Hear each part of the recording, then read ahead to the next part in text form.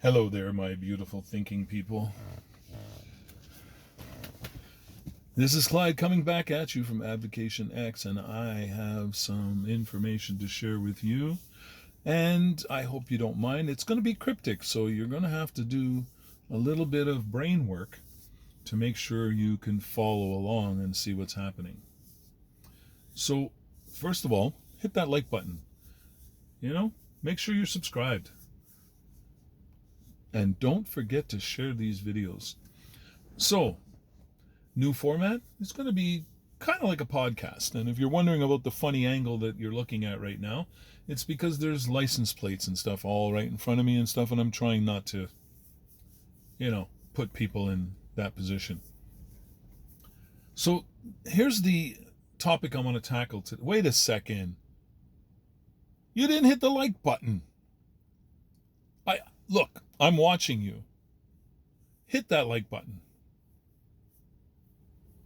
And make sure you're subscribed. Even if you have to unsubscribe and subscribe again, it just makes sure that you're going to get everything. And click that all notification, okay? All right, back to my topic. It's a good topic today. Oh, by the way, since you are part of the 1585 Club, or as Grok has told me, it's 1090 Club now, you have to remember that we never give up, we never give in, but we keep an open mind, because that's the only way we gather knowledge, and knowledge is the only power we will ever have on this earth. So, on with the topic. Have you folks ever seen or played Risk? Risk is that board game where you have the whole world divided up into countries, and you have these men that you can put on the different areas of the board, and then you can battle different countries to try to take over more territories, and therefore widen out your border, make it little savable, put it that way. And the only way you can move your men is if you conquer a territory. You can move your men into that square, and then you can move other men so much per turn. So I want you to keep that game in your mind as I explain the games of Risk that are going on in the world today. And before I tell you the scenario, let me first tell you, my prediction is we are going to come very, very, very close to an extinction event, if not all the way there. So, if you remember the game, you know the board, you know what it looks like. It just looks like a map of the world. Picture yourself in a specific spot on that map. And in that spot, you're surrounded. You're surrounded by all kinds of other countries in the area. They're not particularly powerful countries, but they're there. But if you put all their pieces together, they might outweigh you. But you've got some allegiances with some of those people in that area, so they're all your buddies. They're not going to come against you, you think. You think. So the one person that you've decided with your buddies you're going to attack relentlessly. Everybody helps you in that regard, and they don't stop you from doing it. And you're just mangling this person who just came to have a good time. They just wanted to play Risk. And now they find themselves as the scapegoat for the entire board. You are winning like just slaughtering. Wow. Why didn't anybody tell you that the rules of the game Risk are only made to supply certain individuals with assets and bonuses? Why did none of your friends help you understand that it's just a facade? But here's the thing. You thought, I can do this. Nobody's going to want to go all the way with me because I'm pretty strong now and I think I can defend myself. Well, you're wrong when the gang starts to pile in. They just start dismantling you piece by piece by piece. And you know what? The funniest part about it? You've accepted your fate. You know what's going down. You're going to fight tooth and nail as best you can, but you know you're going to lose. But all those people around you are thinking they're safe. They're safe. It's only you that's going down. And you look at them and you go, you dumbass mofos. And then what happens? The next one beside you now is getting attacked. And he looks at them like, why, guys? Why are you attacking me?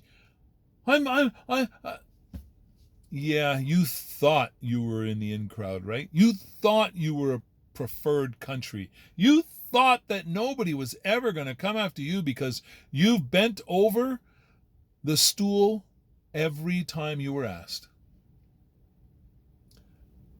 Again, folks, remember, this is based on analogy, and you can take a look at it and cut it any which way you like, whether it's the groups in your school, whether it's the groups in your work.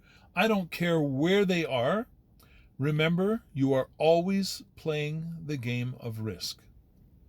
Now, I may be referring to specific situations that are going on in and around our world, or I may be just referring to your workplace. But here we go.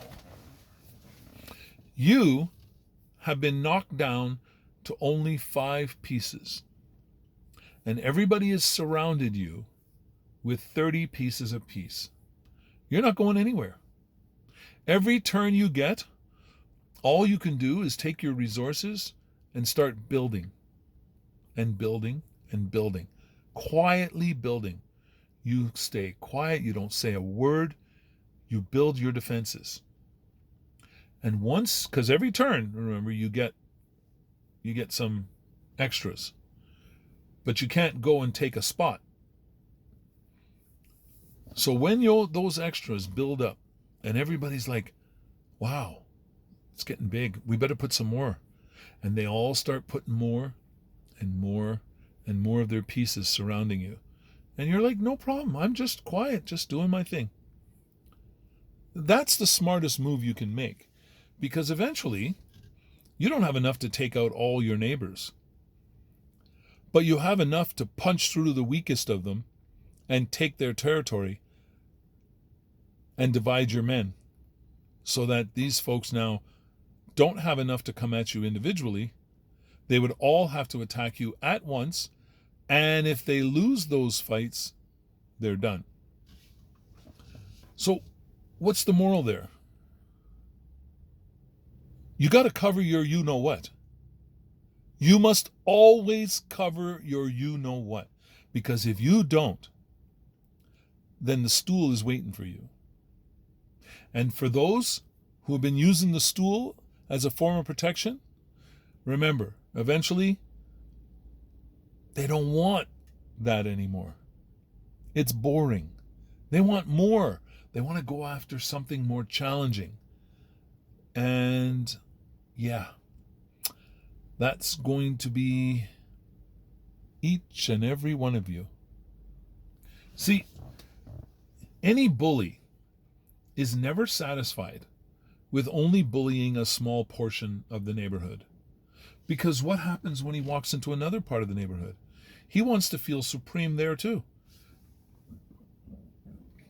And the first time he walks out of his side of the neighborhood and finds that nobody really cares and nobody's afraid of him, well, then he's going to have to make his mark. And when he makes his mark, it's going to be picking on the smallest and the easiest to conquer. And then he conquers another neighborhood where everybody knows the reputation and they're afraid. Well, you know what ends up happening? Eventually, one of those people in the neighborhood says, you know what? I'm done with your bullying. I've been working out every day. I've been training. And I believe right now, I may not beat you, but when you leave this fight, you're going to realize that you picked the wrong fight. That's when the bully starts to hesitate. Is that little guy bluffing? Why would he talk to me like that? Why is he thinking that he's strong enough to stand up to me? And it starts to weigh on you because you don't know why. You have no clue as to what's going on in that person's head that gave them the kahunas to say to you, you ain't going to like this. Do you still go after them? Do you take a chance? Are you ready for what might be coming your way? Well, most people are not. So what I'm trying to say is, you can apply that to things that are going on in our world right now and realize maybe you're not so sure about what's going to transpire. Maybe you're not so sure about your allies in your fight. Maybe you should not be so sure and overconfident about your abilities in the midst of a fight. Because remember, you became a bully by bullying weak opponents. That person was honing their skills on much sharper scenarios. They just might beat the living poop out of you, bully. So don't despair when you have a bully in your midst, because eventually you're probably going to get vindicated. Eventually, either somebody's going to step up for you who is much stronger than the bully, much more capable than the bully, but not such a bully. They actually have a decent amount of morals. That's what you're looking for. If you can't take care of it yourself, you're going to need somebody to step up for you, or all you little guys to get together and say, enough of your bullying. It works, believe me. It works either way, whether you have somebody stand up for you or you do it for yourselves. But it's going to happen. Don't ever be overconfident, thinking that you know the outcome of these conflicts that you see going on around you. You're no better than any one of them. You're no worse. But if you involve yourself, you better be doing it on a moral high ground. Because if you're not, the first time you get that first punch in the face, that's when you decide, yeah, this isn't what I was out for. And you walk away. And you leave your partner stranded. Apply that where you will. I've been banned from Facebook and YouTube so many times, or whatever, in jail if you want to call it, put into that little box where nobody can see you. So I'm not going to mess that up anymore, but I still want to get the message out to you folks. Stop underestimating other people. Stop overestimating yourselves, and realize that cooperation is the only way for everyone to get through in the best possible way.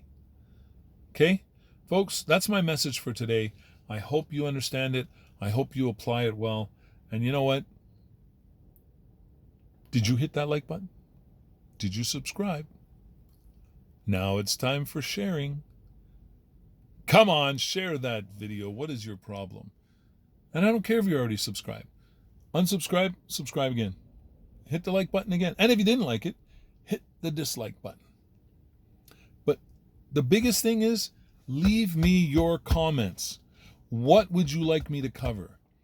And if it's something that's not going to get me banned from all the platforms, I'll cover it straight up.